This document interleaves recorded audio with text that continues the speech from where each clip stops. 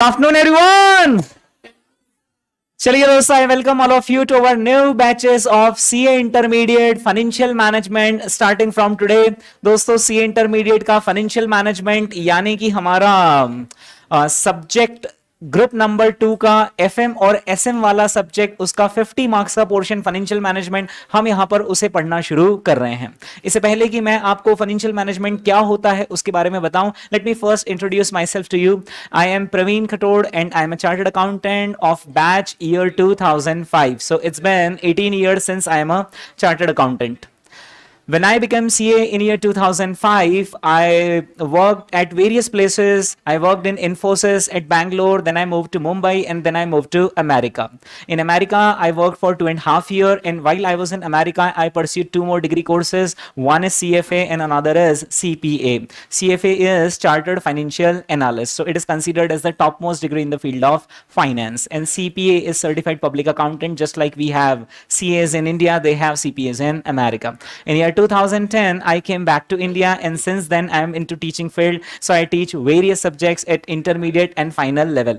I teach costing and FM at intermediate level, and I teach AFM, Advanced Financial Management, and Cost Management subjects at final level. In addition to CA, I also teach CFA courses, CFA level 1, level 2, and level 3. Okay, so that was all about me. Now let us come on to our subject, and our subject is financial management new syllabus. Okay, financial management new syllabus. दोस्तों, इससे पहले कि मैं आपको financial management के बारे में कुछ बताऊं, जब आप ये वर्ड सुनते हैं फाइनेंशियल मैनेजमेंट, तो आपके दिमाग में क्या ख्याल आने लगते हैं? फाइनेंशियल मैनेजमेंट आपकी ओपिनियन में आखिर क्या होता होगा? What do you understand about financial management? हाँ जी,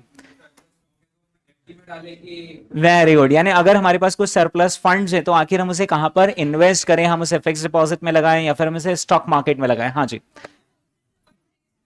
कहां से हमें फंड रेज करना चाहिए? क्या हम इक्विटी शेयर्स इश्यू लाकर फंड रेज करें, या फिर हम बॉन्ड्स या फिर डिबेंचर्स इश्यू लाकर फंड्स रेज करें, या फिर प्रेफरेंस शेयर से हम फंड्स रेज करें? आप भी कुछ कहना चाह रहे हैं? Maximization of the owners wealth, यानी कि जो owners of the company, suppose करें रिलायंस इंडस्ट्रीज के ओनर है मिस्टर मुकेश अंबानी, तो आखिर वे अपनी वेल्थ कैसे मैक्सिमाइज करें? दोस्तों, ये होता है फाइनेंशियल मैनेजमेंट। ओके, इससे पहले कि दोस्तों मैं यहां पर आपको फाइनेंशियल मैनेजमेंट की ऑफिशियल डेफिनेशन बताऊं, सबसे पहले हम यहां पर समझते हैं कि फाइनेंशियल मैनेजमेंट कितना इंपॉर्टेंट है। आपके सीए इंटरमीडिएट में कितने 6 सब्जेक्ट्स है ना? ओके, ये जो 6 सब्जेक्ट्स हैं ना, इसमें से एक भी सब्जेक्ट नहीं टिकेगा अगर फाइनेंशियल मैनेजमेंट नहीं होगा। तो दोस्तों, सबसे पहला सब्जेक्ट ही क्या है? वो है फाइनेंशियल मैनेजमेंट। देखो, फाइनेंशियल मैनेजमेंट यानी फाइनेंस है, फाइनेंस यानी कि फंड्स हैं, रुपीज हैं। रुपीज होंगे तब तो जाकर कोई बिजनेस लगाएगा और बिजनेस करेगा और अकाउंट्स लिखेगा। यानी अकाउंट्स भी किसके बाद आता है?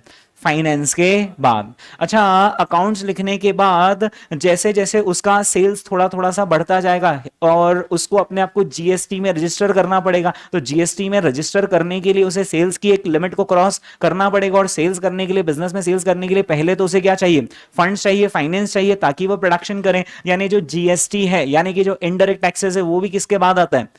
फाइनेंशियल मैनेजमेंट के बाद। सबसे पहले होता है फाइनेंशियल मैनेजमेंट। फाइनेंशियल मैनेजमेंट यानी फंड्स। अगर फंड्स हैं तो हम बिजनेस करेंगे, बिजनेस करेंगे तो हम अकाउंट्स लिखेंगे, बिजनेस अगर हमने सेल्स ज्यादा करा तो फिर हम जीएसटी पे करेंगे, यानी आईडीटी पिक्चर में आएगा। अच्छा, आपने एक सर्टेन लिमिट ऑफ सेल्स को क्रॉस कर लिया, टर्नओवर को क्रॉस कर लिया, तो फिर आपको ऑडिट भी करवाना पड़ेगा। ने ऑडिट भी कहां आ रहा है? यहां पर पहले फाइनेंस होगा, फिर बिजनेस होगा और फिर ऑडिट आएगा। फिर दोस्तों, इसके बाद अगर आपने अच्छा खासा टर्नओवर कर लिया और थोड़ा बहुत अगर आपने प्रॉफिट कमा लिया, कुछ इनकम अगर आपने कमा ली, तो फिर पिक्चर में आता है इनकम टैक्स, यानी कि डायरेक्ट टैक्सेस। दोस्तों, जितने सारे सब्जेक्ट्स हैं उन सब का जो स्टार्टिंग पॉइंट है वो पता है क्या है? Financial management. अगर प्रॉपर फाइनेंशियल मैनेजमेंट रहा तो ये सारे सब्जेक्ट्स किसी बिजनेस में ट्रिगर होंगे, लेकिन कहीं पर अगर प्रॉपर फाइनेंशियल मैनेजमेंट ही नहीं है तो फिर इन चीजों की भी कोई जरूरत नहीं पड़ने वाली है, राइट? फाइनेंशियल मैनेजमेंट दोस्तों स्ट्रेटेजिक मैनेजमेंट के साथ है। उसके पीछे रीजन ये है क्योंकि financial management and strategic management goes hand in hand, right, दोनों साथ में चलते हैं, राइट। बिजनेस में अगर आपने कोई स्ट्रेटेजी बनाई है, स्ट्रेटेजी कैसी बनाई कि मुझे कुछ हद तक मार्केटिंग करनी है, प्रोडक्ट को इस तरीके से लोगों के सामने पेश करना है, again you would need finances to execute the strategy. तो इनफैक्ट स्ट्रेटेजिक मैनेजमेंट की स्ट्रेटेजीज को एग्जीक्यूट करने के लिए भी we need funds, and wherever we need funds we have funds, there comes into picture the subject financial management, right. Financial management दोस्तों 50 marks का subject है और इसमें पूरे 50 में से 50 लाए जा सकते हैं, और इतिहास के पन्ने गवाह हैं कि बच्चे 50 में से 50 यानी फुल ऑन फुल मार्क्स इसमें लेकर आए हैं। सीए इंटरमीडिएट तो छोड़ो, सीए फाइनल में भी दोस्तों ये करिश्मा हुआ है कि 100 में से 100 आए हैं फाइनेंशियल मैनेजमेंट के सब्जेक्ट के, क्योंकि ये कंप्लीटली प्रैक्टिकल सब्जेक्ट है और यही वो सब्जेक्ट है जिसमें आप लोग करियर बनाओगे, उसकी प्रोबेबिलिटी सबसे ज्यादा है। मुझे नहीं लगता है कि आप अकाउंट्स लिखोगे सीए बनने के बाद, नहीं, right. Partnership accounts no, right. और वैसे भी आज की तारीख में अकाउंट्स लिखने ही नहीं पड़ते हैं। अकाउंटिंग एंट्रीज आज की तारीख में ऑटोमेटिक होती है। जब आप डीमार्ट में शॉपिंग करते हो और वो जो आपका प्रोडक्ट कोड स्कैन करता है ना, उससे ऑटोमेटिकली जो इनवॉइस जनरेट होता है, कोई बैठकर सेल्स अकाउंट क्रेडिट और वो कैश, ऐसी कोई एंट्रीज आज की तारीख में नहीं होती है। आज की तारीख में ऑटोमेटिक एंट्रीज का जमाना है। ट्रांजैक्शन हुआ, उसकी ऑटोमेटिक एंट्रीज होती है, राइट। तो अकाउंट्स आज की तारीख में लिखने की, मैन्युअली जो आप सिलेबस में पढ़ते हो और अकाउंट्स लिखते हो, उसकी कोई जरूरत नहीं पड़ती है, राइट। सिमिलरली दोस्तों आपने देखा होगा कि गवर्नमेंट धीरे धीरे ऑडिट की जो लिमिट है वो इंक्रीज करती चली जा रही है। पहले जब मैं सीए बना था तब सिर्फ 40 लाख के टर्नओवर पर ऑडिट होना शुरू हो जाता, आज वही लिमिट दोस्तों करोड़ में है, राइट। और धीरे धीरे करके गवर्नमेंट के गलियारों में ऐसी चर्चा है कि इस लिमिट को और ज्यादा बढ़ा दिया जाए, यानी सिस्टम इतना स्ट्रांग कर लिया जाए कि हमें ऑडिट करवाने की जरूरत ही नहीं है, राइट। सिमिलरली दोस्तों ये जो डायरेक्ट टैक्सेशन है, इनडायरेक्ट टैक्सेशन है, इनके लिए सॉफ्टवेयर्स हैं, यानी ये जो आप बैठकर कंप्यूटेशन करते हो और सेक्शन 234 एबीसी का इंटरेस्ट कैलकुलेट करते हो या कंप्यूटेशन ऑफ इनकम करते हो, आपको लॉन्ग टर्म शॉर्ट टर्म करते हो, आज की तारीख में जितने भी सी ऑफिसेज है वहां पर सॉफ्टवेयर है, आप बस डाल दो कि आपका लॉन्ग टर्म कैपिटल गेन कितना हुआ, और वो गेन भी कैलकुलेट होकर आता है ब्रोकर के पास से। और आज की तारीख में क्या आपको ये पता है कि इनकम टैक्स रिटर्न्स रफली 80 से 90% income tax return pre filled आता है। प्री फिल्ड आता है का मतलब क्या है कि सारा डेटा आंखों के सामने रहता है, तो बस उसको डेटा एंट्री का जॉब रहेगा, और धीरे से वो डेटा एंट्री का कनेक्शन भी अगर वो गैप अगर फिल हो गया तो फिर डायरेक्ट एक्सेस में भी कोई बहुत ज्यादा अपॉर्चुनिटीज नहीं है। और आप इस जमाने में पढ़ रहे हो तो आपको पता है कि ओल्ड स्कीम और new scheme of income tax नाम की कोई चीज है। ओल्ड स्कीम में कितने सारे सेक्शंस और कितनी सारी एग्जेम्पशंस थी, कितने सारे अलाउंसेस थे, कितने सारे डिडक्शंस थी, ये आपको पता है नहीं। इस स्टेज तक पहुंच गए क्या आप डीटी में? और जो न्यू रिजीम आ रही है इनकम टैक्स की, उसमें सारे डिडक्शंस खत्म कर दी गई है, मतलब फ्लैट रेट ऑफ टैक्सेशन है कि इतना कमाया तो इतना परसेंट पे करना है, इतना कमाया तो इतना परसेंट पे करना है, राइट। तो देखा जाए तो जितना सिंप्लीफाई हो जाएगा डायरेक्ट टैक्स उतना आम जनता के लिए तो अच्छा है, लेकिन हम जो चार्टर्ड अकाउंटेंसी का कोर्स कर रहे हैं, अगर सारी चीजें सिंप्लीफाई हो गई तो फिर हम आखिर क्या करेंगे? हम करेंगे दोस्तों, हम फाइनेंस करेंगे, क्योंकि ये सारी चीजें खत्म हो सकती है लेकिन फाइनेंस कभी भी खत्म नहीं हो सकता। Financial market, suppose stock markets या फिर बैंक्स, इनका स्कोप नेवर एंडिंग है, नेवर एंडिंग। न कभी दुनिया से बैंक्स खत्म होने वाली, बिकॉज बैंक्स ही चैनल है पैसा इधर से उधर पहुंचाने का, ना कभी स्टॉक मार्केट्स खत्म होने वाले और ना ही कभी इन्वेस्टमेंट्स खत्म होने वाले हैं। तो आए दोस्तों पढ़ते हैं ऐसे सब्जेक्ट को जो कि हमेशा हमेशा रहेगा, फाइनेंशियल मैनेजमेंट। फाइनेंशियल मैनेजमेंट की मैं आपके सामने ऑफिशियल डेफिनेशन से शुरुआत कर रहा हूं। Financial management subject completely balance sheet के आसपास घूमता है। किसके आसपास घूमता है? बैलेंस शीट के आसपास। यानी जो आपका सीए इंटरमीडिएट का सिलेबस है ना, it is nothing else, it is simply revolving around the balance sheet. देखना दोस्तों कैसे फाइनेंशियल मैनेजमेंट की ऑफिशियल डेफिनेशन देखेंगे। Financial management deals with procurement of funds, deals with procurement of funds, and effective utilization of those funds. It deals with procurement of funds and effective utilization of those funds so as to achieve the basic objective of wealth maximization. यहां पर basic objective ये सब करने के पीछे क्या है? Wealth maximization. देखते दोस्तों आखिर फाइनेंशियल मैनेजमेंट की डेफिनेशन क्या लिखी हुई है. Financial management is concerned with procurement of funds and effective utilization of those funds so as to achieve the basic objective of financial management, that is wealth maximization, right? इस definition को दोस्तों बाद में हम कॉपी में note कर लेंगे जब हम कॉपीज बनाएंगे तब, लेकिन इस डेफिनेशन पर हम फोकस करते हैं. डोंट यू थिंक यहां पर मैंने बैलेंस शीट की दोनों ही साइड्स टच कर दी है. प्रोक्योरमेंट ऑफ फंड्स यानी बैलेंस शीट का liability side, and effective utilization of those funds यानी कि एसेट साइड, और ओवरऑल ऑब्जेक्टिव क्या है? Wealth maximization. सबसे पहले दोस्तों समझते हैं आखिर वेल्थ मैक्सिमाइजेशन क्या होता है. ओके दोस्तों, प्रॉफिट मैक्सिमाइजेशन और वेल्थ मैक्सिमाइजेशन दोनों अलग अलग बात है, या प्रॉफिट मैक्सिमाइजेशन और वेल्थ मैक्सिमाइजेशन दोनों एक ही बात है? दोनों अलग अलग बात है. Now, what is the difference between profit maximization versus wealth maximization? Let us understand this difference with the help of an example. एक example की मदद से हम इसे समझते हैं. दोस्तों, WhatsApp, जब भी कोई व्यक्ति नया सेलफोन खरीदता है तो सेलफोन में जब वो कुछ एप्लीकेशंस डाउनलोड करता है, फर्स्ट फ्यू एप्लीकेशंस, उसमें वन ऑफ द एप्लीकेशंस होती हैं व्हाट्सएप. आप सभी के सेलफोन में भी व्हाट्सएप है? यस. भारत की आबादी है दोस्तों 140 करोड़, है ना? तो भारत के अंदर ही कितने सारे करोड़ व्हाट्सएप डाउनलोड्स हैं. और ये व्हाट्सएप सिर्फ इंडिया नहीं बल्कि ये व्हाट्सएप अक्रॉस द वर्ल्ड चलता है. चाइना को छोड़ दो तो ये व्हाट्सएप अक्रॉस द वर्ल्ड चलता है. व्हाट्सएप के 100 करोड़ प्लस सब्सक्राइबर्स हैं, 100 करोड़ प्लस यूजर्स है, राइट? दोस्तों, जब व्हाट्सएप शुरू हुआ था, शुरू तो काफी पहले हुआ था, लेकिन जब हमारे बीच वो पॉपुलर हुआ था, ये था कुछ 2013, 14, 15, 16 के आसपास का समय. लेट अस अज्यूम कि वो 2014-15 का समय था जब ये पॉपुलर होना शुरू हुआ था. उस वक्त दोस्तों व्हाट्सएप के पास दो स्ट्रेटेजीज थी. पहली स्ट्रेटेजी थी कि क्यों ना हम व्हाट्सएप के लिए एनुअल सब्सक्रिप्शन चार्ज कर लें, यानी हर वो व्यक्ति जो कि व्हाट्सएप यूज कर रहा है उसे हम 500 रुपीज पर एनम लेंगे, उसको 1 साल का सब्सक्रिप्शन दिया जाएगा.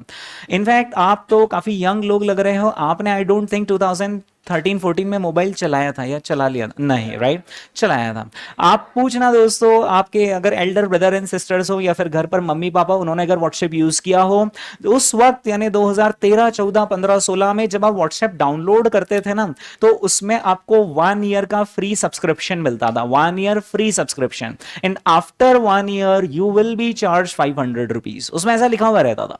तो तब लोगों ने कहा कोई बात नहीं, एक काम करते हैं, अभी डाउनलोड करते हैं, साल भर तो फ्री मिल रहा है, उसे हम यूज करते हैं, और फिर जब ये पैसे मांगेगा तब इसको अनइंस्टॉल कर देंगे, तब की तब देखेंगे, राइट? बहुत सारे लोगों ने ऐसे ही करा और उसमें मैं भी शामिल था. तो मैंने भी अपने सेलफोन में उस वक्त व्हाट्सएप डाउनलोड कर लिया, राइट? व्हाट्सएप बढ़िया 1 साल तक यूज करा, और जैसे ही बहुत सारे लोगों का वो 1 ईयर का पीरियड खत्म होने आया, उसके बाद व्हाट्सएप ने मैसेज थ्रो करना शुरू कर दिए that your licence is due for renewal, और इतने दिन में आपको ये 500 रुपीज का पेमेंट करना है. बट वो थोड़ा सा रिलैक्स होकर वो थोड़ा सा स्किप का टाइम दे देते थे. तो हर किसी ने कहा ठीक है ना, जब तक स्किप कर पा रहे हैं तब तक स्किप करते हैं, राइट? फिर इसके बाद व्हाट्सएप ने एक्सेस कुछ लोगों का बंद कर दिया. पता है उन लोगों ने क्या करा? व्हाट्सएप यूज करना छोड़ दिया. व्हाट्सएप को बात समझ में आ गई कि लोग जब तक अपन व्हाट्सएप को फ्री देंगे ना तब तक तो यूज करेंगे, और जैसे ही पैसे मांगने लगे लोग उसको अनइंस्टॉल कर देंगे. अच्छा, आज की तारीख में भी, अब ये तो उस वक्त की बात हो गई, आज की तारीख में हाँ हमें है आदत व्हाट्सएप की, हम मानते हैं, लेकिन जैसे ही आपसे बोला जाएगा कि उस जमाने के 500 रुपए यानी आज के 1000 रुपए एनुअली देना है व्हाट्सएप के लिए, हम क्या करेंगे दोस्तों? ऑल्टरनेटिव ढूंढ लेंगे. हम कोई से ना कोई सी दूसरी एप्लीकेशन, सपोज करो हम टेलीग्राम पर चल जाएंगे, या फिर हम इंस्टाग्राम की चैट्स पर चल जाएंगे. मतलब there are so many alternatives. Is that clear? यानी सिंपल सी बात है, एक बात तय रही कि हम व्हाट्सएप को पैसे नहीं देंगे. दोस्तों, व्हाट्सएप भी यही चाहता था. व्हाट्सएप ने कहा कि मुझे पैसे चाहिए भी नहीं, क्योंकि अगर व्हाट्सएप ने उस वक्त फोर्सफुली ये बोल दिया होता कि मुझे एनुअल सब्सक्रिप्शन चाहिए, अगर आप पे करोगे तो ही यूज कर पाओगे, नहीं पे करोगे तो नहीं यूज कर पाओगे, तो आज जो 150 करोड़ यूजर्स हैं व्हाट्सएप के, क्या 150 करोड़ यूजर्स होते व्हाट्सएप के? नहीं होते। कितने होते? 100 करोड़ होते? नहीं होते। 50 करोड़? नहीं। धीरे धीरे धीरे ये नंबर अभी कम होता हुआ नजर आ रहा है, 10 करोड़ यूजर भी नहीं बचते। और जब सिर्फ 10 करोड़ यूजर ही रहेंगे तो फिर ऐसी एप्लीकेशंस की उतनी यूटिलिटी नहीं होगी जितनी यूटिलिटी जब ज्यादा लोग होते हैं तब होती, क्योंकि ऐसी सारी एप्लीकेशंस की यूटिलिटी तब बढ़ती है जब ऐसी एप्लीकेशंस पर आप इंस्टाग्राम चला रहे हो, सिर्फ आप अकेले ही चला रहे हो, तो फिर इंस्टाग्राम आपके किसी काम का नहीं। When more and more number of people use such kind of applications then their utility goes up. WhatsApp ने कहा कि हमें एनुअल सब्सक्रिप्शन चार्ज नहीं करना है, क्योंकि अगर हम वो चार्ज कर लेंगे तो माना हम प्रॉफिट में आ जाएंगे, यानी हमारे रेवेन्यूज कुछ तो लोग पे करने लगेंगे, हम प्रॉफिट में आ जाएंगे, लेकिन हमारे नंबर ऑफ सब्सक्राइबर्स काफी कम हो जाएंगे, राइट। उस वक्त व्हाट्सएप ने प्रॉफिट मैक्सिमाइजेशन को छोड़कर वेल्थ मैक्सिमाइजेशन पर फोकस किया। किसका? प्रॉफिट मैक्सिमाइजेशन छोड़ दिया और किस पर फोकस करा? वेल्थ मैक्सिमाइजेशन पर फोकस करा। आप एक बात बताइए, जो हम व्हाट्सएप फ्री में यूज करते हैं ना, व्हाट्सएप एक भी रुपया नहीं लेता ना, आप में से किसी ने एक भी रुपया दिया तो नहीं ना आज तक? ओके, अच्छा, क्या व्हाट्सएप ने आपको एडवर्टीजमेंट्स दिखाए उसकी वहां से इनकम है क्या? नहीं। यानी प्रैक्टिकली स्पीकिंग व्हाट्सएप का रेवेन्यू हमारी तरफ से जीरो है, लेकिन हम कितने सारे फोटोज, कितने सारे मैसेजेस, व्हाट्सएप ग्रुप्स, कितना सारा लोड उनके सर्वर पर डालते हैं, राइट। तो वहां पर अमेरिका में बैठे हुई व्हाट्सएप की team, they are highly paid engineers, उनकी सैलरी का एक्सपेंसेस है व्हाट्सएप के ऊपर, उनका कितना बड़ा डेटा सर्वर लगा होगा। हमारे तो छोटे से कंप्यूटर का वो डिस्क यूं ही फुल हो जाता है और हम व्हाट्सएप के ऊपर तो न जाने क्या क्या भेज देते हैं। तो व्हाट्सएप के सर्वर जो है और नेटवर्किंग कॉस्ट है वो कितनी सुपर हाई रहती है, यानी व्हाट्सएप मिलियंस ऑफ डॉलर्स का एक्सपेंस करता है पर बेचारा रेवेन्यू एक भी रुपए नहीं लेता है। यानी व्हाट्सएप इज इनटू प्रॉफिट्स और is into losses from our side, it is into losses from our side. लेकिन फिर भी दोस्तों ईयर 2019 में फेसबुक नाम की कंपनी ने व्हाट्सएप को अक्वायर किया, एक लॉस मेकिंग कंपनी को अक्वायर किया 19 बिलियन डॉलर्स में, 19 बिलियन डॉलर में। और अभी अगर आप कन्वर्ट करेंगे 19 बिलियन डॉलर्स को तो वो रफली 1,20,000 करोड़ के आसपास आएगा, 1,20,000 करोड़। एक मिनट, एक छोटी सी एप्लीकेशन, क्या है फंक्शन? सिर्फ मैसेज इधर से उधर करना, कितना वर्थ? 1,20,000 करोड़। तो जिन लोगों ने व्हाट्सएप शुरू किया था, अगर वो लोग प्रॉफिट मैक्सिमाइजेशन पर फोकस करते तो उनके कभी इतने यूजर्स ही नहीं होते, और जब उतने यूजर्स ही नहीं होते तो थोड़ा बहुत वो प्रॉफिट कमा तो लेते, लेकिन फेसबुक नाम की कंपनी कभी भी फिर व्हाट्सएप को अक्वायर नहीं करती। और फेसबुक ने व्हाट्सएप को अक्वायर ही सिर्फ इसलिए करा क्योंकि उस वक्त फेसबुक की पॉपुलैरिटी डाउन होने लगी थी और व्हाट्सएप की पॉपुलैरिटी बढ़ रही थी, और फेसबुक को यह डर था कि अगर ये सोशल मीडिया प्लेटफॉर्म हमसे ज्यादा चला गया तो फिर ये फ्यूचर में प्रॉब्लम क्रिएट कर देगा। सो फेसबुक, एक कैश रिच कंपनी, ने व्हाट्सएप को अक्वायर कर लिया बाय पेइंग 19 बिलियन डॉलर्स, रफली 1,20,000 करोड़। अगर वो प्रॉफिट कमाने लगते तो उनके उतने यूजर ही नहीं होते, और उनके उतने यूजर ही नहीं होते तो फेसबुक कभी उन्हें खरीदने आता ही नहीं। एक और एग्जांपल है इसी चीज का, वॉलमार्ट ने अक्वायर किया था फ्लिपकार्ट को, which is a loss making company. यानी कि Flipkart never focused on profit maximization, what they focused on is wealth maximize. उन्होंने कहा कि अपना मार्केट प्रेजेंस बढ़ाते चलो, अपने नंबर ऑफ कस्टमर्स बढ़ाते चलो, जितने सप्लायर्स उसको बढ़ाते चलो, प्रॉफिट कमाने पर जरा भी फोकस मत करो, सिर्फ अपना रीच, अपना एरिया वाइडर वाइडर वाइडर करते जाओ, इतने बड़े प्लेयर बन जाओ कि कोई दूसरा आकर हमें खरीद ले, और एक बार में वो सारे जितने सारे साल का हमने प्रॉफिट छोड़ा है वो सब उससे कहीं गुना ज्यादा हमें एक बार में वेल्थ के फॉर्म में मिल जाएगा। दुनिया की जितनी भी बड़ी बड़ी कंपनीज है, जैसे अमेज़न दोस्तों 20 साल तक लॉस में रहा। कितने? 20 साल तक अमेज़न लॉस में रहा, और आज भी उनके इंडिया के ऑपरेशंस तो लॉस में ही हैं, बट अमेज़न दुनिया की टॉप 3 कंपनीज में आता है। अमेज़न दुनिया की टॉप 3 कंपनीज में आता है एप्पल के साथ साथ, राइट। एप्पल तो खैर प्रॉफिट मोटिव से चलता है, हम जानते हैं कितना महंगा आता है आईफोन, तो एप्पल को इस रास्ते जाने की जरूरत नहीं है। एप्पल तो दोनों ट्रैक पर चल रहा है, profit as well as wealth maximization. लेकिन बाकी जितनी भी सारी कंपनीज है वो सब किस पर जा रही है? वेल्थ मैक्सिमाइजेशन पर। रिलायंस जियो, जब 2016 में या 2016 में जब मुकेश अंबानी जी ने रिलायंस जियो लॉन्च किया था, तब उन्होंने 3 मंथ्स का सब्सक्रिप्शन फ्री ऑफ कॉस्ट दिया था कि आप 4G डेटा यूज करें। लिमिट थी उसकी 1 GB 2 GB पर डे आप डेटा यूज करें, फोन कॉल करें, वीडियो कॉल्स भी उस वक्त फ्री थे, मैसेजेस करें, everything was free. Mukesh Ambani ji was not focusing on profit maximization, उनका लॉन्ग टर्म टारगेट था, he was focusing on wealth maximization कि मुझे आज का मुनाफा नहीं देखना, बिकॉज प्रॉफिट मैक्सिमाइजेशन यानी छोटी सोच, शॉर्ट रन होराइजन, और वेल्थ मैक्सिमाइजेशन यानी कि बड़ी सोच, is that clear, long run horizon. तो मुकेश अंबानी जी ने क्या ट्रिक अपनाई, उन्होंने कहा फ्री में दो डेटा, फ्री में दो मैसेजेस, फ्री में दो सारी सर्विसेज, और बहुत सारे लोगों ने जियो की उस वक्त सिम खरीदी, यानी हर महीने लाखों लोग जियो के लिए एनरोल होते चले जाते थे। शुरुआत में लोगों ने विश्वास नहीं करा था कि जियो जैसी कंपनी, रिलायंस इंडस्ट्रीज जैसी कंपनी जो ऑयल एंड गैस का काम करती है, वो टेलीकॉम सेक्टर में हमें टेलीकॉम सर्विसेज दे भी पाएंगी ढंग से या नहीं। तो हर किसी ने अपनी जो मेन सिम थी वो तो एयरटेल, वोडाफोन या फिर आइडिया की रखी, और एक सेकंड सिम उन्होंने रख ली जियो की, और बाकी जैसे किसी की दूसरी सिम है जियो की तो उसका नाम सेव कर लिया कि रमेश जियो, सुरेश जियो, हर कोई जियो। तो और फिर धीरे धीरे धीरे जब जियो ने अपना लोहा मनवाया कि हम भी नेटवर्क सर्विसेज ढंग से दे सकते हैं, स्टेबल सर्विसेज दे सकते हैं, आप लोग हम पर रिलाय कर सकते हैं, लोगों ने अपनी main SIM Airtel, Vodafone, idea, वो मेन सिम हटाकर उसको पोर्ट कर लिया किस पर, जियो। आज देश की सबसे बड़ी टेलीकॉम कंपनी है रिलायंस जियो, क्योंकि Mukesh Ambani ji he did not focus on profit maximisation, rather he focused on wealth maximisation. तो क्या अब आप डिफरेंस समझ पा रहे हो प्रॉफिट में और वेल्थ मैक्सिमाइजेशन में? हमारा जो एक सब्जेक्ट है दोस्तों कॉस्टिंग, उसका ऑब्जेक्टिव है प्रॉफिट मैक्सिमाइजेशन, लेकिन ये जो सब्जेक्ट है फाइनेंशियल मैनेजमेंट, ये उससे भी ज्यादा सुपीरियर सब्जेक्ट है, क्योंकि इसका ऑब्जेक्टिव क्या है, वेल्थ मैक्सिमाइजेशन, राइट। तो अब आपको वेल्थ मैक्सिमाइजेशन का कॉन्सेप्ट क्लियर है? ओके दोस्तों, दुनिया का सबसे अच्छा सब्जेक्ट, और सिर्फ इसी एक सब्जेक्ट का नॉलेज हो तो आपकी लाइफ तिर जाएगी, दैट इज फाइनेंशियल मैनेजमेंट। यानी आपको कुछ नहीं आता, ना आपको ऑडिट करना आता, ना अकाउंट्स लिखना आता, ना डीटी आता, ना आईडीटी आता है, but if you know about financial management you are throughout, आपका काम हो जाएगा।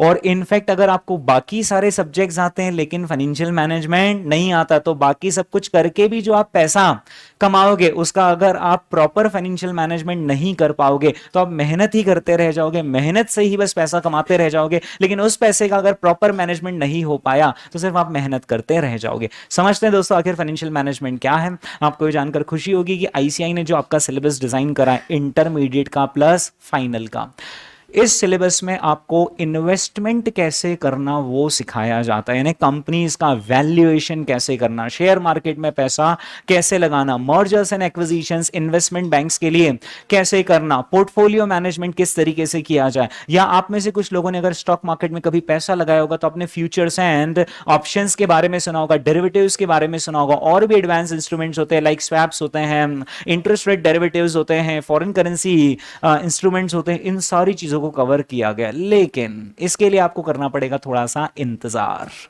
क्योंकि यह है आपकी सेकंड स्टेप यानी सीए फाइनल। आपको सीए इंटरमीडिएट में बेसिक्स ऑफ फाइनेंशियल मैनेजमेंट पढ़ाए जाते हैं ताकि आप वो दूसरी सीढ़ी पर ढंग से कदम रख सको। अब देखते हैं दोस्तों आखिर हमारा फाइनेंशियल मैनेजमेंट का सिलेबस क्या है, राइट। सो फाइनेंशियल मैनेजमेंट का सिलेबस जैसे कि मैंने आपको बताया था, ये कंप्लीटली बैलेंस शीट के अराउंड ही घूमेगा। तो हम यहां पर बैलेंस शीट को एक बार देख लेते हैं। बैलेंस शीट में दोस्तों इस तरफ यानी लायबिलिटी साइड में होता है equity, reserves and surplus, preference, long term liabilities, debt et cetera, और इस तरफ नीचे की तरफ होता है करंट लायबिलिटीज। अगर उस तरफ जाते हैं तो होता है फिक्स्ड एसेट्स और करंट एसेट्स। बस इन सारे टॉपिक्स के अराउंड ही हमारा सिलेबस घूमने वाला है। एक बार सिलेबस का इंट्रोडक्शन देख लेते हैं। दोस्तों हमारा जो सबसे पहला टॉपिक है वो है लॉन्ग टर्म लायबिलिटी से रिलेटेड। किससे रिलेटेड? लॉन्ग टर्म लायबिलिटी से रिलेटेड, राइट। यार आप चार्टर्ड अकाउंटेंट बन जाओगे, सीए बन जाओगे। सीए बनने के बाद अगर आपने जॉब से अपना करियर स्टार्ट करा तो आप किसी न किसी मल्टीनेशनल कंपनी के लिए जॉब कर रहे होंगे। सपोज करें दोस्तों आपकी जॉब लगती है रिलायंस इंडस्ट्रीज में, रिलायंस इंडस्ट्रीज लिमिटेड में आपकी जॉब लगती है और फाइनेंस डिपार्टमेंट में आपकी जॉब लगती है, और अंबानी जी आपको ईमेल करके बुलाते हैं, कहते हैं कि हमारा एक प्रोजेक्ट है जिसमें हमें 10,000 करोड़ का इन्वेस्टमेंट करना है। Mister CA, how can we raise the funds, how can we raise the funds, how can he raise the funds, बताइए। उन्हें 10,000 का एक प्रोजेक्ट करना है, 10,000 करोड़ की जरूरत है। आपके पास ईमेल आया है, मैसेज आया है उनका, mister CA what are the various sources from which we can raise the funds, हम कहां कहां से पैसा रेज कर सकते हैं, बोल दो। हम पब्लिक से यानी पब्लिक इश्यू लाकर यानी इक्विटी से पैसा रेज कर सकते हैं, और प्रेफरेंस से भी कर सकते हैं, या फिर हम डिबेंचर्स बॉन्ड्स इश्यू करके, या फिर हम बैंक से भी लोन ले सकते हैं। Is that clear? This are various sources of finance. ये सारे हुए हैं ट्रेडिशनल सोर्सेस, ये सारे क्या हुए? ट्रेडिशनल हुए, है ना। ये तो 11th का भी बच्चा बता देगा ना कि इक्विटी से पैसा रेस कर सकते हैं, प्रेफरेंस से रेस कर सकते हैं, या फिर बॉन्ड से रेस कर सकते हैं, या फिर बैंक लोन। सिर्फ ट्रेडिशनल सोर्सेस नहीं, इसके अलावा 20 से 25 और सोर्सेज होते हैं, 20 से 25 और सोर्सेज होते हैं जहां से हम फंड रेज कर सकते हैं। For example we can go for ECCB, external commercial borrowings. क्या बोल दिया मैंने word? External commercial borrowings, right. तो इस तरीके से 20 से 25 और इंस्ट्रूमेंट्स होते हैं। क्या उसका नॉलेज एक सीए को नहीं होना चाहिए? क्या उसका नॉलेज डॉक्टर को होगा? क्या उसका नॉलेज इंजीनियर को होगा? नहीं, उसका नॉलेज किसे चाहिए? एक चार्टर्ड अकाउंटेंट को। तो जो हमारा सबसे पहला चैप्टर आता है वो आता है वेरियस टाइप्स ऑफ फाइनेंसिंग, की आखिर हम किन किन जगहों से पैसा रेज कर सकते हैं। अब बहुत सारे सोर्सेज होते हैं पैसा रेज करने के, वो सारे सोर्सेज क्या होते हैं उसका नॉलेज हम यहां पर लेंगे। 2 मिनट के लिए दोस्तों coming back to the traditional sources, क्योंकि एज ऑफ नाउ हम सिर्फ ट्रेडिशनल सोर्सेज ही जानते हैं, राइट। सपोज करें कि आपने अंबानी जी को बताया we can raise funds through equity, preference और डेट। उनका अगला सवाल आपसे पता है क्या रहेगा फिर? अब ठीक है, okay, we can raise through all this 3 sources, but from where shall we raise the funds? आखिर एग्जैक्टली हम कहां से फंड रेज करें? कॉमन सेंस से जवाब दीजिए कि आप, मैं आपसे आंसर नहीं पूछ रहा हूं कि इक्विटी से रेज करें या डेट से या प्रेफरेंस से। आप डिसाइड करने की प्रोसेस आखिर आपकी क्या होगी? मतलब अदर थिंग्स बीइंग कांस्टेंट, आप इन तीनों सोर्सेज में से कहां से पैसा रेज करेंगे वो डिसाइड आखिर कैसे करेंगे? जो सबसे, कितना खूब जवाब दिया बंदे ने, जो सबसे सस्ता मिले। दोस्तों जब हम इक्विटी, जब हम शेयर्स इश्यू करते हैं पब्लिक को, यानी पब्लिक जब हमारी कंपनी में पैसा लगाती है, क्या उनकी कुछ एक्सपेक्टेशंस होती है इन the form of returns? Yes. Similarly जब हम बैंक से लोन लेते हैं तो बैंक को भी हमें कुछ पे करना पड़ता है। जब हम डिबेंचर्स इश्यू करते हैं तो हमें डिबेंचर्स पर भी कुछ पे करना पड़ता है। तो दोस्तों एक चार्टर्ड अकाउंटेंट को अब दूसरा काम जो कंपनी में करना पड़ता है वो ये है कि see there are 20 sources from where I can raise the funds, but precisely from which source shall I raise the funds? और उसके लिए आपको एक कैलकुलेशन आना चाहिए, कॉस्ट ऑफ कैपिटल। क्या आना चाहिए?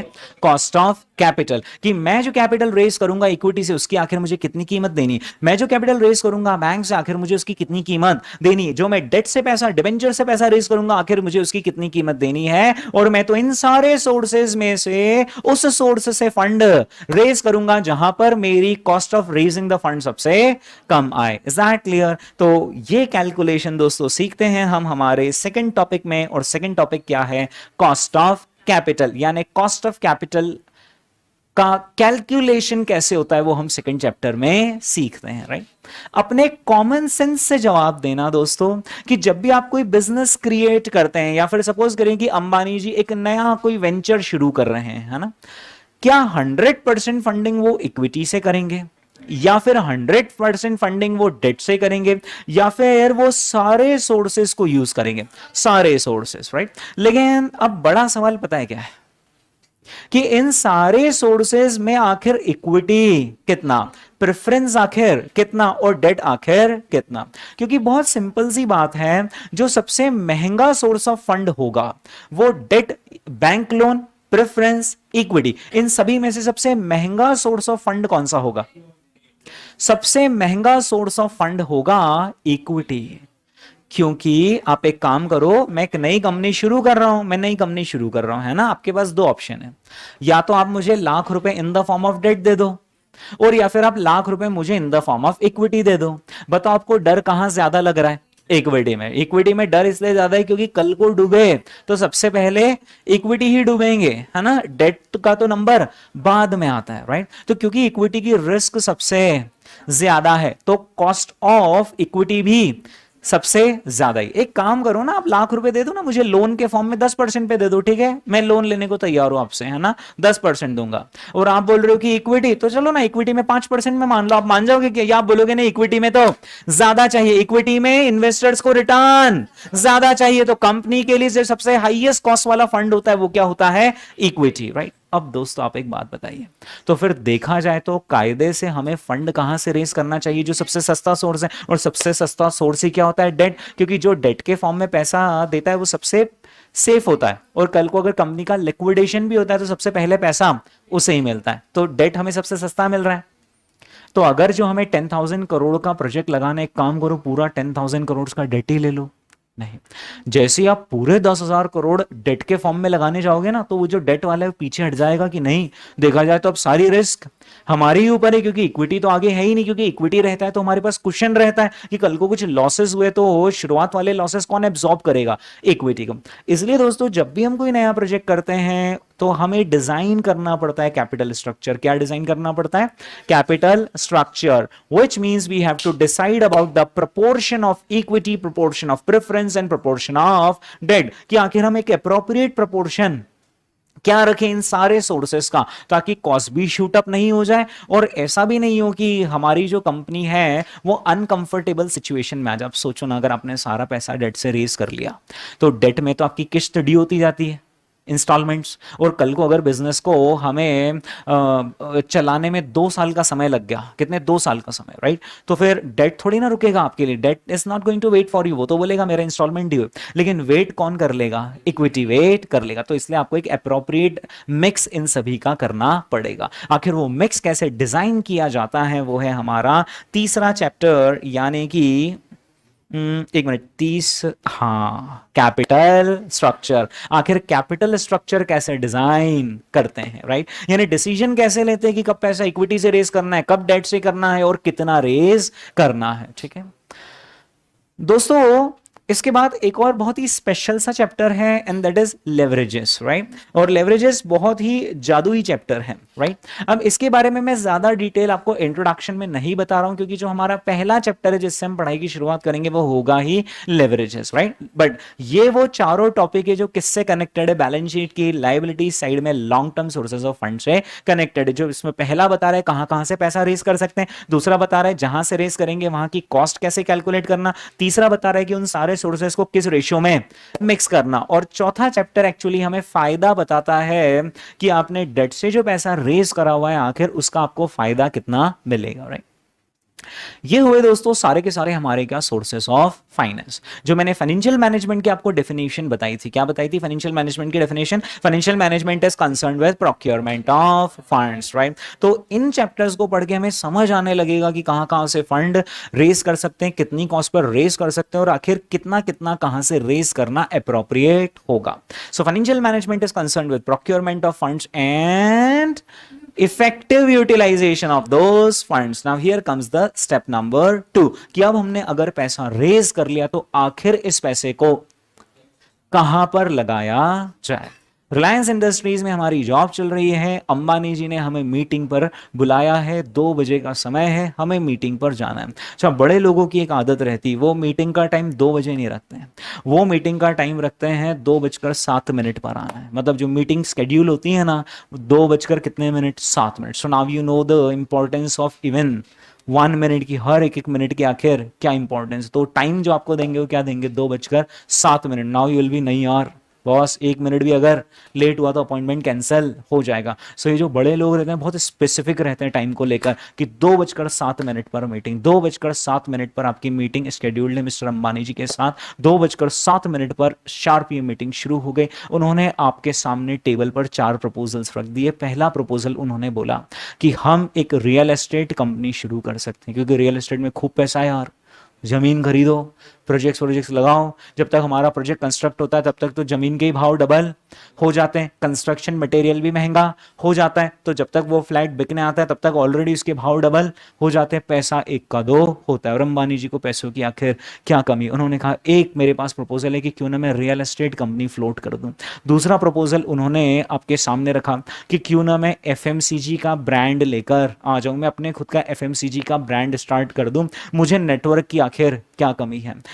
तीसरा प्रपोजल उन्होंने आपसे रखा क्यों ना मैं गारमेंट्स मैन्युफैक्चरिंग का कामकाज शुरू कर लूं, यानी जितने सारे जो ब्रांडेड प्लेयर्स आते हैं उनका मैन्युफैक्चरिंग का काम मैं करूं। ये जितने भी फॉरेन ब्रांड्स आते हैं कोई फॉरेन में बनकर थोड़ी ना आते गारमेंट्स, सब कॉन्ट्रैक्ट बेसिस पर बनते हैं, कहां पर है? इंडिया में, और उनका गारमेंट्स मैन्युफैक्चरिंग का कामकाज मैं शुरू कर दूं, राइट। तो इस तरीके से उन्होंने आपके सामने टेबल पर 4 प्रपोजल्स रख दिए। 4 प्रपोजल आप तक कम्युनिकेट करने में उन्हें 2 मिनट का समय लगा। 2:09 पर वो खड़े हो गए वहां से और उन्होंने कहा कि कल मुझे बताना कि इन तीनों में से कौन सा प्रपोजल हमें एग्जीक्यूट करना चाहिए, और वो वहां से चले गए। 3 प्रपोजल्स कौन कौन से थे? एक तो था रियल एस्टेट का, दूसरा था एफएमसीजी का, और एक वो गारमेंट्स का था, है ना, रियल एस्टेट एफएमसीजी गारमेंट्स, है ना। 3 प्रपोजल वो हमारे सामने रखकर चले गए। And now we have to evaluate कि आखिर तीनों में से किस प्रपोजल में पैसा लगाया जाए। सिंपल सी बात है, जहां पर अल्टीमेटली हमें रिटर्न्स ज्यादा मिले, राइट। दोस्तों ये जो रिटर्न निकलेगा, अब आप सोचना थोड़ा सा कि क्या ये जो प्रपोजल्स एग्जीक्यूट होंगे ये 1 ईयर के होराइजन से एग्जीक्यूट होंगे या बड़े होराइजन से एग्जीक्यूट होंगे? बड़े होराइजन से एग्जीक्यूट होंगे, मतलब रियल एस्टेट भी आपने लगाया तो जो आपका होराइजन रहेगा वो ज्यादा रहेगा। सिमिलरली अगर आपने एफएमसीजी प्रोडक्शन या फिर गारमेंट्स मैन्युफैक्चरिंग का कामकाज शुरू करा तो भी आपका जो होराइजन रहेगा वो ज्यादा रहेगा। आखिर ऐसे लॉन्ग रन होराइजन के जो प्रोजेक्ट्स रहते हैं उनका इवैल्यूएशन एक चार्टर्ड अकाउंटेंट को करना आना चाहिए, नहीं आना चाहिए? दोस्तों एक बात बताइए, जब अंबानी जी ने रिलायंस जियो स्टार्ट करा, आपको तो पता ही है कि रिलायंस जियो को स्टार्ट करने में उन्हें 2 लाख करोड़ का इन्वेस्टमेंट लगा। कितना? 2 लाख करोड़। भारतवर्ष का सबसे बड़ा कैपिटल एक्सपेंडिचर ही रिलायंस जियो ने करा हुआ है टेलीकॉम बिजनेस में। इसके पहले आज तक कभी भी इतना बड़ा कैपिटल एक्सपेंडिचर नहीं हुआ है, और आज तक यानी जब उन्होंने 2016 में शुरू करा ना से लेकर अभी 2023-24 तक भी 1 शॉट में इतना बड़ा कैपिटल एक्सपेंडिचर किसी ने भी नहीं किया। अब आप बताइए दोस्तों कि जब रिलायंस ने 2 लाख करोड़ का कैपिटल एक्सपेंडिचर करा तो क्या ऐसा हुआ होगा अंबानी जी को कि वन फाइन डे उन्हें ऐसा ख्वाब आया होगा कि यार एक टेलीकॉम कंपनी मेरे नाम की भी होनी चाहिए और एक काम करो शुरू करते हैं टेलीकॉम कंपनी? या उसके पहले प्रॉपर फाइनेंशियल प्लानिंग हुई होगी? Proper financial planning, business viability studies, ये सब हुई होंगी। एक पूरा सोचा समझा थॉट, यानी आप इमेजिन कर पा रहे हो कि 20 लोगों की टीम जो उनके सीनियर मेंबर्स हैं वो बैठे होंगे, उन्होंने वहां पर अपना दिमाग लगाया होगा कि ये प्रोजेक्ट किस तरीके से हो सकता है, इस प्रोजेक्ट में क्या क्या रिस्क्स हैं, क्या क्या रिवॉर्ड्स हैं, कितना पैसा जाएगा, हम कितना पैसा इसमें कमा सकते हैं, इसकी स्केलेबिलिटी कितनी है, इसका स्कोप आखिर क्या है। ये पूरी प्लानिंग हुई होगी या नहीं हुई होगी? हुई होगी, पूरी कागज पर ये प्लानिंग हुई होगी। हर किसी ने प्रोज एंड कॉन्स डिस्कस करे होंगे, नंबर्स वहां पर लेकर आए होंगे कि आखिर हम एक व्यक्ति से कितना चार्ज कर पाएंगे, हमारे कितने सब्सक्राइबर्स हो जाएंगे, हमारा रेवेन्यू कितना होगा, उस बिजनेस को रन करने की कॉस्ट आखिर कितनी आएगी, प्रॉफिटेबिलिटी कितनी आएगी, टैक्सेशन रिजीम आखिर क्या रहेगा, मतलब ये सारी चीजें कंसीडर की गई होंगी, राइट। हमें लगता है दोस्तों अंबानी जी ने 2 लाख करोड़ का खर्चा यूं ही कर दिया क्या? नहीं, उन्होंने पता है क्या कैलकुलेशन बिठाया? उन्होंने कैलकुलेशन बिठाया कि 140 करोड़ की आबादी, जिसमें से एक काम करो 50 करोड़ लोगों को हटा दो, क्योंकि 50 करोड़ में वो आ जाएंगे जो बच्चे रहेंगे जो कि सेलफोन यूज नहीं करते, या फिर जो वेरी ओल्ड एज वाले हैं वो भी सेलफोन यूज नहीं करते। लेकिन भारतवर्ष में 90 करोड़ सब्सक्राइबर्स तो रहेंगे और 90 करोड़ सब्सक्राइबर्स का मार्केट। और अब आप 90 करोड़ सब्सक्राइबर से अगर 300 रुपीज ले रहे हो पर मंथ, थोड़ा सा ऐसा मैथमेटिकल मेंटल मैथ्स करेंगे आप, 90 crore subscriber multiplied by 300 rupees per month कितना होता है? 27,000 करोड़, 27,000 करोड़ का रेवेन्यू साल भर में नहीं, एक महीने में 300 रुपए महीना, और 27,000 करोड़ का रेवेन्यू अगर एक महीने में मल्टीप्लाई बाय 12 महीने, यानी 3 लाख प्लस करोड़ के रेवेन्यू का है बिजनेस, तो 2 लाख करोड़ का इन्वेस्टमेंट आखिर क्या लगता है वो बिजनेस जिसमें कितना स्कोप है, 3 लाख करोड़ से भी प्लस रेवेन्यू कमाने का स्कोप। अगर उन्होंने इस मार्केट का 50% भी कंट्रोल कर लिया, और पैसों के दम पर तो कंट्रोल कर सकते हैं, अगर इस मार्केट का 50% भी कंट्रोल कर लिया तो 3 लाख करोड़ का 50% यानी कितना होता है, 1.5 लाख करोड़ का रेवेन्यू आएगा। और 1.5 लाख करोड़ के रेवेन्यू में मार्जिन अच्छे खासे होंगे। पूछो क्यों? क्योंकि मैक्सिमम कॉस्ट जियो के बिजनेस में जो लगी है वो है फिक्स कॉस्ट, जो कि जब आपके सब्सक्राइबर बढ़ते हैं तो बढ़ती नहीं है। तो जब उनका मार्जिन इसमें बनेगा तो it will result into thousands of crores of earnings on per month basis. उनका कहना था, उनकी जो स्ट्रेटेजी थी, स्ट्रेटेजी ये थी कि इस मार्केट में जितने कम लोग रहेंगे उतना ज्यादा हमारा ऑटोमेटिकली शेयर आएगा। तो रिलायंस ने धमाकेदार एंट्री करी, और जितने भी सारे वीक प्लेयर्स थे, नाम बोलता हूं मैं, शायद आपको रिकॉल हो, वीडियोकॉन, यूनिनॉर, स्पाइस, टाटा टेली, इन सारे प्लेयर्स को उठा उठाकर बाहर फेंक दिया। आरकॉम करके भी उस वक्त एक प्लेयर हुआ करता था, वो मुकेश अंबानी जी के छोटे भाई ही थे, अनिल अंबानी जी, उनकी भी एक कंपनी, उन्हें भी उठाकर टेलीकॉम सेक्टर से बाहर फेंक दिया। अब सिर्फ 3 प्लेयर बचे टेलीकॉम सेक्टर में, रिलायंस जियो, एयरटेल और एक वीकर प्लेयर वोडाफोन आइडिया। उसे भी ऐसा कब उठाकर बाहर फेंक दें? तो इतने बड़े बीएसएनएल तो काउंट ही नहीं करते दोस्तों। किसी के पास है बीएसएनएल की सेम? कोई भी? ओके तो बदलो बदलो फटाफट बदलो। तो दोस्तों मैं क्या कह रहा हूं, अल्टीमेटली आप समझ रहे हो, 2 चीजें लगी है, एक तो स्ट्रेटेजिक मैनेजमेंट लगा है और दूसरा फाइनेंशियल मैनेजमेंट लगाए, तब जाकर इतना बड़ा कॉर्पोरेट हाउस उन्होंने क्रिएट किया। और ये सारी प्लानिंग टॉप नॉच लेवल पर होती है, जहां पर डॉक्टर्स को और इंजीनियर्स को जगह नहीं है, हम चार्टर्ड अकाउंटेंट्स और टॉप कॉलेजेस के एमबीएस को वहां पर जगह मिलती है। आखिर ये प्लानिंग कैसे की जाती है वो सीखेंगे हम हमारे नेक्स्ट चैप्टर में। हमारा नेक्स्ट चैप्टर है इन्वेस्टमेंट डिसीजंस, जिसमें कि हम ऐसे कैपिटल एक्सपेंडिचर डिसीजंस कैसे लेते हैं वो सीखेंगे। Is that clear? ओके तो देखा जाए तो डेफिनेशन में प्रोक्योरमेंट ऑफ फंड से रिलेटेड 4 चैप्टर्स हम देखेंगे, और इफेक्टिव यूटिलाइजेशन ऑफ फंड से रिलेटेड हम एक चैप्टर देखेंगे, that is investment decisions, right. दोस्तों लॉन्ग टर्म लाइबिलिटीज भी कवर हो गई हैं और इधर फिक्स एसेट्स भी कवर हो गई हैं, है ना। ओके देखा जाए तो ये बच गए हैं ना, करंट एसेट्स और करंट लाइबिलिटीज, राइट। ये जो 1 2 3 4 5 आ रहे हैं ना सब, वो क्रिकेट बॉल के नेम के आगे, ये सब चैप्टर के नाम है। सारे चैप्टर्स हमारे सिलेबस में, बहुत इंटरेस्टिंग सा सिलेबस है। ऐसा लगता है हाँ यार कुछ सीखा, कुछ हम किसी के काम आ पाएंगे डिसीजन मेकिंग करके। खास करके दोस्तों करंट एसेट्स और करंट लाइबिलिटीज, अगर मैं इन दोनों को एक ही वर्ड में बोलना चाहूं, working capital. So here comes into picture our next chapter, जो कि current assets minus current liabilities से बनता है, and that is management of working capital. कि बिजनेस में वर्किंग कैपिटल मैनेजमेंट किस तरीके से किया जाता है। आप इमेजिन कर पा रहे हो, ये जो रिलायंस इंडस्ट्रीज है, एयरटेल के, इनका बिजनेस आप इमेजिन तो करके देखो। एयरटेल के नंबर ऑफ सब्सक्राइबर्स है 30 करोड़ सब्सक्राइबर। कितने सब्सक्राइबर्स एयरटेल के? 30 करोड़ सब्सक्राइबर। और हर सब्सक्राइबर से अगर हमें ऑन एन एवरेज 200 रुपीज मिल रहा है, तो 30 करोड़ मल्टीप्लाई बाय 200 यानी कितने हो गए? 6000 करोड़। और 6000 करोड़ को अगर आप 30 दिन से डिवाइड करो तो 200 करोड़ रुपए का रेवेन्यू, 200 करोड़ रुपए का रेवेन्यू तो पर डे बेसिस पर। ये मैं एयरटेल का बोल रहा हूं, जियो का तो इससे भी ज्यादा है, और ये मैं सिर्फ जियो का बोल रहा हूं। फिर रिलायंस इंडस्ट्रीज तो और भी बड़ा ग्रुप है, यानी डेली बेसिस पर हंड्रेड्स या थाउजेंड्स ऑफ द करोड़ इधर से उधर जाते हैं। अब इसमें कभी भी आपका पेमेंट मिस नहीं होना चाहिए। So you need proper working capital management. How is that done is what we are going to learn in our 6th chapter called as management of working capital. दोस्तों देखा जाए तो मैंने बैलेंस शीट के सारे एस्पेक्ट्स को यहां पर टच कर दिया है। मैं बैलेंस शीट बनाना नहीं सिखा रहा, मैं बैलेंस शीट बनाना सिखा रहा हूं।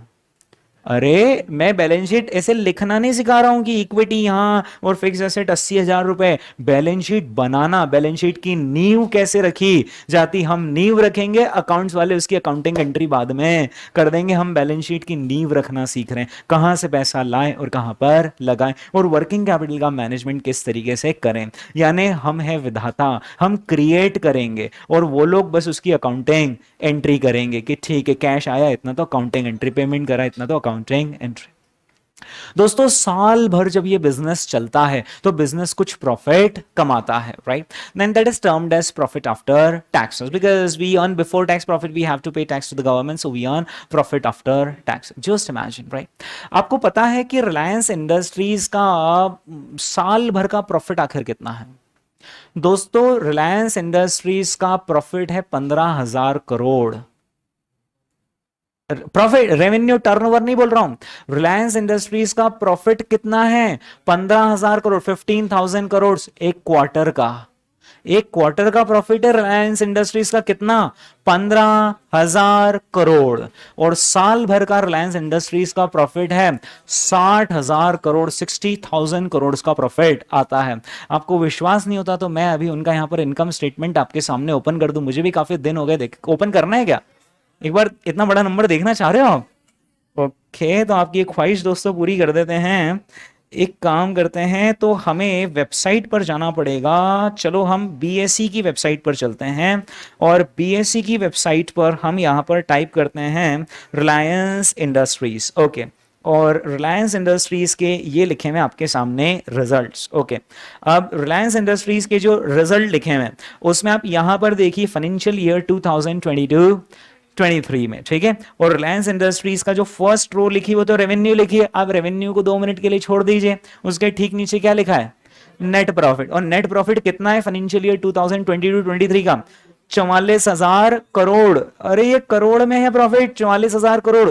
ये इस बटन पे फोकस मत करना, व्यू इन मिलियन, उसके नीचे जो लिखा है ना इन करोड़, उस पर फोकस करना है। फॉरेन के लोग जो इन्वेस्टमेंट करते हैं उनको करोड़ और लैक्स नहीं समझ में आता, तो इसके लिए उन्होंने वेबसाइट पर एक और बटन दिया कि एक काम करो, आप लोगों को मिलियंस में देखना है तो व्यू इन मिलियंस पे क्लिक कर दो।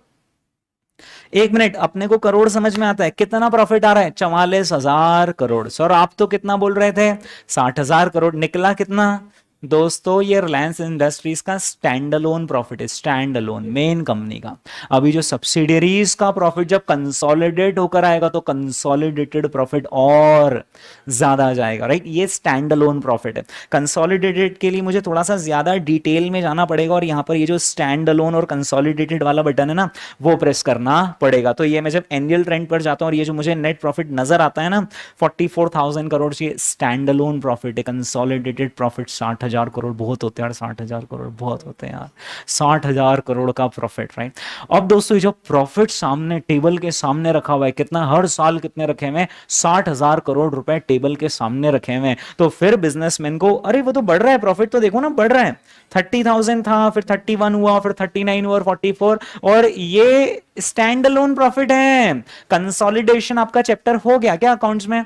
है ना चैप्टर आपको, तो कंसोलिडेटेड प्रॉफिट तो और ज्यादा आएंगे। मैं कंसोलिडेटेड पर क्लिक करूंगा तो वहां पर भी पहुंच जाएंगे। लेकिन अब दोस्तों 1 मिनट, हाँ, coming back to our topic, हर बिजनेसमैन कुछ ना कुछ प्रॉफिट कमाता है। अंबानी जी कुछ 1,000 करोड़ रुपए कमाते हैं, बिरला जी कुछ 1,000 करोड़ रुपए कमाते हैं, और टाटा जी कुछ 1,000 करोड़ रुपए कमाते हैं। At the end of the year they have to take an important decision कि आखिर इस प्रॉफिट का अब व्हाट नेक्स्ट, आखिर क्या किया जाए। ये जितने सारे बिजनेसमैन हैं ना, बिजनेस टाइकून्स, ये आज की तारीख में बड़े बने ही इसलिए क्योंकि इन्होंने हर साल दर साल तरक्की की है कि आखिर अब इस प्रॉफिट का क्या किया जाए। तो जैसे आप सोचो ना, 60,000 करोड़ का अगर प्रॉफिट आया है तो अब अगला उन्हें एक और प्रपोजल का इवैल्यूएशन करना पड़ेगा, यानी वापस से जो प्रॉफिट आएगा उस पर क्या लगाया जाएगा, कौन सा चैप्टर लगाया जाएगा? Investment decision. लेकिन आप जानते हो कि अगर बिजनेस ऐसा करने लग गया कि जो कमाया वो वापस से पूरा का पूरा बिजनेस में ही डाल दिया, फिर से जो कमाया वो वापस से वापस बिजनेस में ही डाल दिया, तो कहीं ना कहीं हमारे कुछ शेयर होल्डर्स खफा हो जाएंगे, नाराज हो जाएंगे कि ये क्या, ये बिजनेस तो हमें एक तरीके से कुछ income in the form of cash दे ही नहीं रहा है। And here comes into picture the concept of dividends, right? So here a chartered accountant has to take an important decision, how much to retain and how much to distribute। मतलब simple सी बात है दोस्तों, जो आप accounts में करते हो ना वो तो सब हो चुका होता है, उसके बाद आप सिर्फ क्या करते हो, अकाउंटिंग एंट्री करते हो कि कंपनी ने 2 रुपए पर शेयर का डिविडेंड डिक्लेयर किया।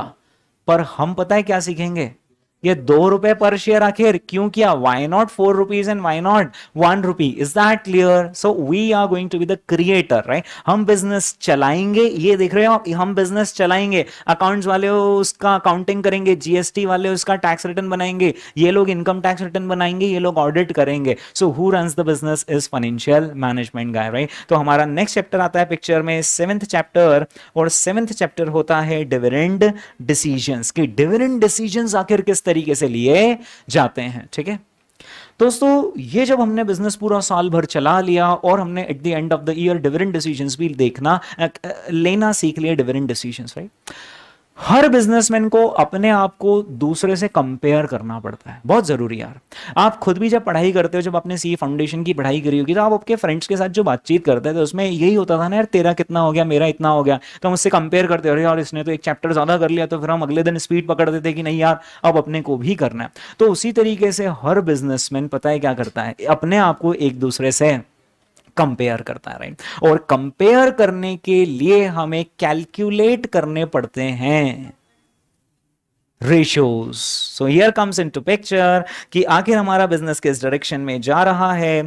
Financial analysis and planning, ratios analysis.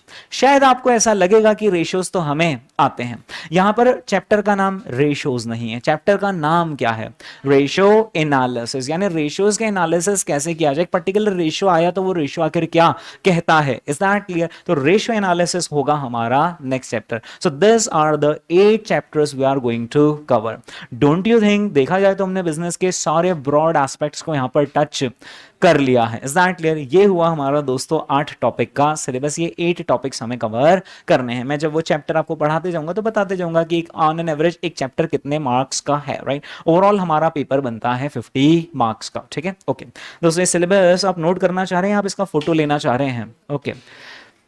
ये है हमारा सिलेबस जो कि हमें फाइनेंशियल मैनेजमेंट में पढ़ना है. ओके, फोटो ले लीजिए, ग्रुप पे डाल दीजिएगा कोई भी, है ना? ओके दोस्तों, ये जो 8 चैप्टर्स है, ये पढ़कर आप एटलीस्ट इतने काबिल तो बन जाओगे कि किसी कंपनी में, किसी कॉर्पोरेट में आप as a finance department person आप जॉब लायक बन जाओगे. लेकिन अब इसकी अगली स्टेप आती है सेल्फ डिपेंडेंट होना, इंडिपेंडेंट, यानी कंपनी के लिए काम नहीं करना, खुद के लिए काम करना. और वो एस्पेक्ट टच होता है कहां पर? सीए फाइनल में जाकर, जिसमें हम portfolio management, derivatives, foreign currencies, mergers and acquisitions और वैल्यूएशंस, इन सारी चीजों के बारे में डिस्कस करेंगे. ये है हमारा यहाँ का सिलेबस, राइट? अब आखिर हम पढ़ाई कैसे करेंगे? तो दोस्तों, आपको एग्जाम पॉइंट ऑफ व्यू से अगर मैं बात करूं, अगर आपको 50 on 50 लाने हैं तो आपको और कुछ भी करने की जरूरत नहीं, सिर्फ और सिर्फ अपने नोट्स कर लेना. अपने नोट्स के अंदर आखिर आपको क्या क्या चीजें मिलेंगी? तो हमारे टीचिंग मटेरियल में दोस्तों सबसे पहले स्टडी मटेरियल. जो स्टडी मटेरियल है दोस्तों, वो मेरे पास भी रखा हुआ है. तो मैंने क्या किया, स्टडी मटेरियल के जितने सारे क्वेश्चन है वो सब पहले ही अपने नोट्स पे डाल दिया. यानी अगर अपन ने अपने नोट्स कवर कर लिए तो स्टडी मटेरियल करने की कोई जरूरत नहीं है, राइट? फिर स्टडी मटेरियल भी दोस्तों इनसफिशिएंट होता है. आईसीआई भी क्या करता है, एक जगह पर सारे क्वेश्चन नहीं देता है. आईसीआई फिर इसके अलावा क्वेश्चंस देता है प्रैक्टिस मैनुअल में, past exam, future exam, yes. तो कुछ ऐसे क्वेश्चंस जो आज तक पूछे नहीं गए हैं, लेकिन जो पूछे जा सकते हैं, हम उसके लिए भी क्लास में अपने आप को प्रिपेयर करते हैं. और फिर रिवीजन टेस्ट पेपर्स, आरटीपीस के क्वेश्चंस और सप्लीमेंट्री स्टडी मटेरियल कभी कभी आईसीआई इशू करता है वो. और फिर कुछ क्वेश्चंस होते हैं अदर फेमस ऑथर बुक्स. यानी हमारे नोट्स एक कॉम्प्रिहेंसिव होंगे, सिर्फ इसको करने से ही आपका काम हो जाएगा. इसके अलावा और कोई सोर्स आपको रेफर करने की जरूरत नहीं पड़ेगी. लेकिन फिर भी मैं मेरी तरफ से कहता हूं कि जब भी हम किसी एक पर्टिकुलर चैप्टर को कवर करें, सपोज हमने लेवरेजेस चैप्टर से शुरुआत करी और वो कंप्लीट कर लिया, आपको क्या करना है? आपको घर पर जाकर लेवरेजेस चैप्टर का स्टडी मटेरियल उठाना है और उसको ऐसे बस पलटना, और बस ये ऐसा देखना है कि हाँ यार ये भी हो गया, हाँ यार ये भी हो गया, पूरा चैप्टर ही हो गया. So it will give you confidence कि हाँ यार हमारे चैप्टर ढंग से कवर हो गया, राइट? दोस्तों, आखिर हमारी टीचिंग मेथोडोलॉजी क्या रहेगी, हम पढ़ेंगे कैसे? तो मैं किसी भी चैप्टर को स्टार्ट जब भी करता हूं तो सबसे पहले मैं उसका बैकग्राउंड रीजन बताता हूं कि आखिर हम ये चैप्टर पढ़ ही क्यों रहे, मतलब इसकी जरूरत आखिर रियल लाइफ में क्या है. जैसे हम जब कॉस्टिंग भी पढ़ते हैं, और कॉस्टिंग में जब हम मटेरियल चैप्टर पढ़ते हैं तो मैं सीधे आके फॉर्मूला नहीं लिख देता हूं कि मटेरियल में ईयू का ये रहा फॉर्मूला. पहले हम ये देखते हैं आखिर इसकी रियल बिजनेस लाइफ में जरूरत क्या है, यानी सबसे पहले हम प्रॉब्लम समझते हैं और फिर उस प्रॉब्लम का सोल्यूशन हमारे चैप्टर्स में होता है, राइट। तो उसी तरीके से हम हर चैप्टर का पहले बैकग्राउंड समझेंगे कि आखिर इसकी जरूरत क्या है। So we are going to lay down the conceptual framework in learning objectives. मैंने हर चैप्टर के लिए कॉम्प्रिहेंसिव एग्जाम्पल्स डिजाइन कर रखे हैं, यानी मैं एक ऐसा एग्जाम्पल देता हूं जिसमें कई सारे क्वेश्चंस के कॉन्सेप्ट्स कवर हो जाते हैं, फिर हमें questions practice point of view से करने रहते हैं, राइट। और दोस्तों अब इसके बाद हम करते हैं प्रैक्टिस क्वेश्चंस, जिसमें कि study material, RTP, exam paper और ये सारे क्वेश्चंस होते हैं, राइट। तो सबसे पहले मैं आपको उस चैप्टर का ओवरव्यू, बैकग्राउंड बताता हूं, उसके बाद उस चैप्टर के ऐसे एग्जांपल्स देता हूं, कॉम्प्रिहेंसिव एग्जांपल, जिससे कि मैक्सिमम क्वेश्चंस हमारे कवर होते हैं, और फिर हम असली में क्वेश्चंस को करते हैं जिस प्रैक्टिस पॉइंट ऑफ व्यू से। यानी जो हमारी अप्रोच है वो ये नहीं है कि क्वेश्चन से लर्निंग,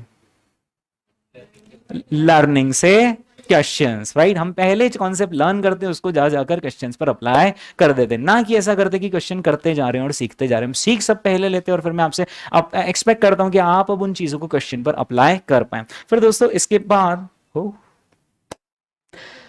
अब अब इसके बाद दोस्तों इतनी सारी पढ़ाई लिखाई करने के बाद हमें एग्जाम में अगर अच्छा स्कोर करना है, तो एग्जाम में अच्छा स्कोर करने के कुछ तरीके होते हैं। सबसे पहला तो ये कि जो एग्जाम का लेवल है उससे एक नॉच ऊपर अपन तैयारी कर लें।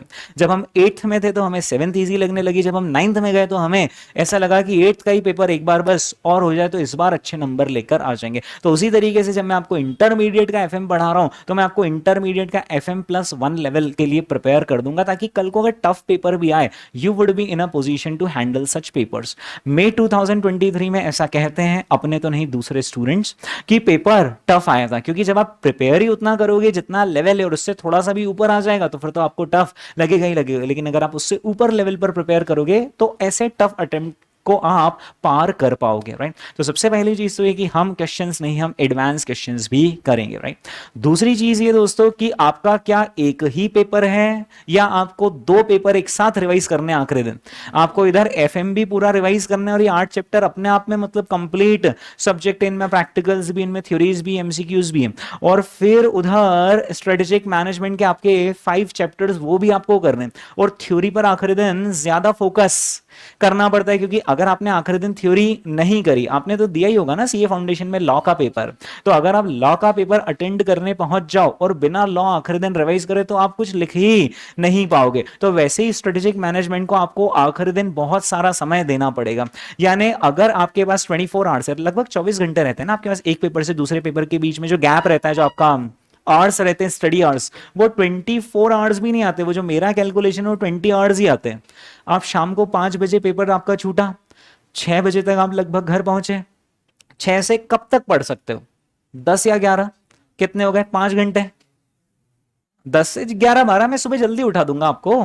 तो 6 से 11 बजे तक आपने पढ़ा, कितने हो गए? 5 आवर्स। चलो अगले दिन सुबह उठ गए हम 6 बजे, 6 से कब तक पढ़ लोगे आप? रात के 10 बजे तक मान लो, सुबह 6 से 10 तक तो दिमाग ही खाली हो जाता है। तो सुबह 6 से शाम के 6 तक 12 घंटे, और फिर 4 घंटे और 16 घंटे, तो 16 और 5 कितने? 21। अच्छा अगले दिन फिर से भी तो टाइम मिलेगा, हाँ, तो 21 प्लस कितने? 4 घंटे और ले लो, क्योंकि आपको 2 बजे तो एग्जाम हॉल में पहुंचना है, तो 1 बजे घर से निकलना है ना। तो रफली, और इस बीच खाना पीना ये सब भी तो समय लगेगा। तो दोस्तों नेट नेट करके 24 आवर्स है। अब 24 में आधा आधा कर लो, 12 आवर्स उनको दे दिए, 12 आवर्स हमने इधर ले लिए, एक रैशनल डिवीजन कर दिया, 50 के वो है, 50 के हम है, ओके। अब 50 मार्क्स के अब कितना समय मिल रहा है रिवीजन के लिए? 12 आवर्स मिल रहे हैं, राइट। अब इन 12 आवर्स में आपको इन 8 चैप्टर्स को रिवाइज करना है, यानी रफली you have got 1.5 hours to revise each and every chapter. आपके साथ सीए फाउंडेशन में भी तो ऐसा हुआ होगा कि कुछ चैप्टर्स ना रिवाइज करना ही छूट गए, और जो रिवाइज करना छूट जाता है उसका क्वेश्चन ही एग्जाम में अटेम्प्ट नहीं हो पाता, अनलेस बहुत सिंपल पूछ ले। और तो था फाउंडेशन, ये है इंटरमीडिएट।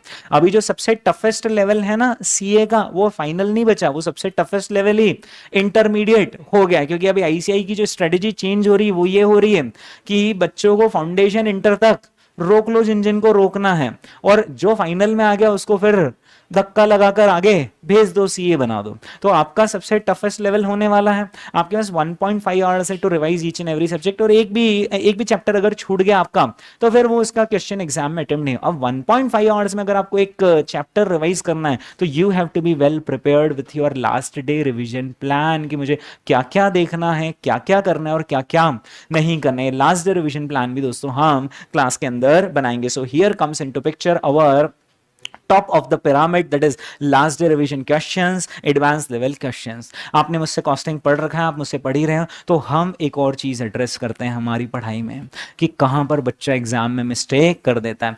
8 मार्क के क्वेश्चन में 8 में से 8 और 8 में से 0 में इतना सा फर्क होता है एक सिली मिस्टेक का। ये अगर आपने कॉस्टिंग मुझसे पढ़ा है तो आपको रियलाइज हुआ होगा कि एक छोटा सा, अगर आपने इकोनॉमिक ऑर्डर क्वांटिटी का कैलकुलेशन गलत कर दिया, यानी ऑर्डर साइज गलत निकल गई, तो जितने सारे दूसरे उस पर डिपेंडेंट कैलकुलेशन से reorder levels and so on, वो सब भी गलत हो जाएंगे। ये सारी चीजें हम क्लास में ही फोकस कर लेते हैं कि आप कहां कहां गलती करोगे, फोकस भी कर लेते हैं और कॉपी में लिख भी लेते हैं कि यहां यहां बच्चा मिस्टेक करता है। तो हम सारी कॉमन मिस्टेक्स जो एग्जाम में होती है वो सब पहले ही यहां पर देखकर चले जाते, ताकि एटलीस्ट यार इतनी पढ़ाई लिखाई करके गए, इसी छोटी मोटी चीज की वजह से तो हमारे मार्क्स नहीं डिडक्ट हो, right.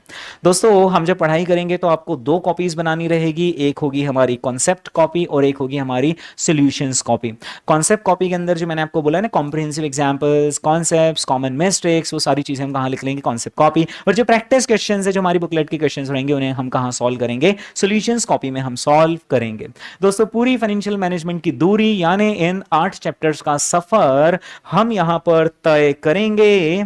45 lectures of approximately 3 hours each, यानी 1.5 आवर्स 1.5 आवर्स के हमारे 2 लेक्चर्स रहेंगे विद ब्रेक इन 15 मिनट्स। तो लगभग अगर आप 1.5 घंटे पढ़ते हैं एक दिन तो 90 दिन में हमारा सिलेबस होगा। अगर आप 3 घंटे पढ़ते हैं एक दिन तो 45 लेक्चर्स में हमारे सिलेबस कंप्लीट होगा, राइट। तो ये था दोस्तों फाइनेंशियल मैनेजमेंट का इंट्रोडक्शन। जैसे कि आपकी मेरी बात हुई है कि हम यहाँ पर 2 कॉपीज बनाएंगे, एक तो होगी हमारी कॉन्सेप्ट नोटबुक और दूसरी होगी सॉल्यूशंस कॉपी। तो क्यों ना कॉन्सेप्ट नोटबुक का श्री गणेश हम आज कर दें, और कॉन्सेप्ट नोटबुक में वो जो मैंने फाइनेंशियल मैनेजमेंट की डेफिनेशन आपके सामने फ्लैश की थी उसे एटलीस्ट हम लिख दें। आज का मुहूर्त अच्छा है इसलिए मैं बोल रहा हूं। दोस्तों आप 2 कॉपीज बना ही लेना, एक कॉन्सेप्ट कॉपी अलग और एक सॉल्यूशंस कॉपी अलग। मैंने देखा है कभी कभी कुछ बच्चे गलती करते हैं, रजिस्टर एक ही लाते हैं और इस एक ही रजिस्टर में शुरुआत में तो कॉन्सेप्ट्स लिख लेते हैं और बाद में उसके सेकंड हाफ में सॉल्यूशंस लिखे। वैसा भी नहीं करना है, कॉन्सेप्ट अलग सॉल्यूशंस अलग, 2 पतले पतले रजिस्टर वाले ही लेकर आइए, राइट। लोड अगर आपके बैग में बढ़ जाता है तो, है ना। तो बट हाँ वो अलग होना चाहिए, ये अलग, ताकि आखिरी दिन जब आप रिवीजन पे उठाओ तो ऐसा नहीं कि एफएम में अरे बाप रे इतना सारा और एसएम में इतना सारा, तो ना हो पाएगा। तो साइकोलॉजिकली प्रेशर में नहीं आए इसके लिए कॉन्सेप्ट कॉपी अलग, सॉल्यूशंस कॉपी अलग। आ रहे हैं दोस्तों कॉन्सेप्ट कॉपी में, और कॉन्सेप्ट कॉपी में हम इंटरमीडिएट की कॉन्सेप्ट कॉपी,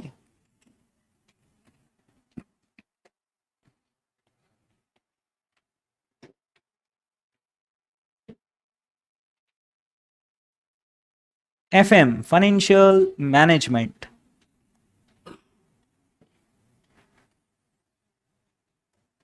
कॉन्सेप्ट कॉपी। चलिए तो सबसे पहले हम यहाँ पर सिर्फ और सिर्फ आज आपको थोड़ी सी जल्दी ये वाला हाफ कंप्लीट हो जाएगा। सिर्फ और सिर्फ हमने वो जो डेफिनेशन पढ़ी थी ना उसको हम यहाँ पर लिख रहे हैं, ठीक है।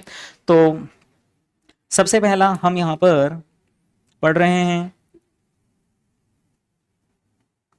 Basics of financial management. अच्छा कुछ स्टूडेंट्स जो ये जो मैंने 8 चैप्टर्स बताए हैं ना उसको कभी कभी गलती से स्टडी मटेरियल से कंपेयर कर लेते हैं। जब आप स्टडी मटेरियल से कंपेयर करोगे तो उसमें एक चैप्टर आपको और दिखेगा, and that is scope of financial management. वो भी हम कवर करेंगे थ्योरी में, लेकिन वो कहीं ऐसे स्कीम में बैठता नहीं है, ठीक है। बहुत ही मिसलिनियस सा चैप्टर है। सो और यार डेफिनेशन क्या बताई थी, procurement of funds and effective utilization of those funds so as to achieve the basic objective of financial management, that is wealth maximization, right। लिखते हैं दोस्तों।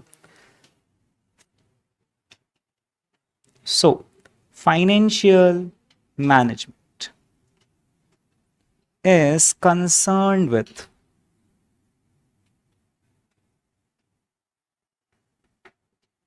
the procurement of funds और आपने देखा है कि प्रोक्योरमेंट ऑफ फंड से related कुछ चैप्टर्स हैं, एंड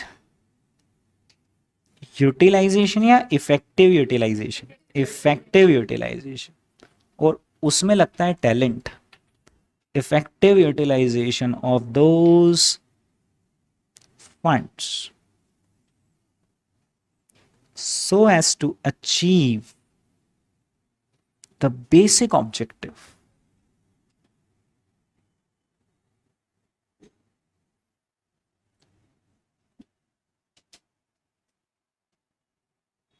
of financial management।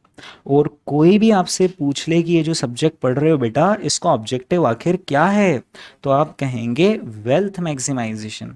वो आपसे पूछेंगे कि वेल्थ मैक्सिमाइजेशन और क्या प्रॉफिट मैक्सिमाइजेशन एक ही बात है, तो आप कहना नहीं, ज़मीन आसमान का अंतर है।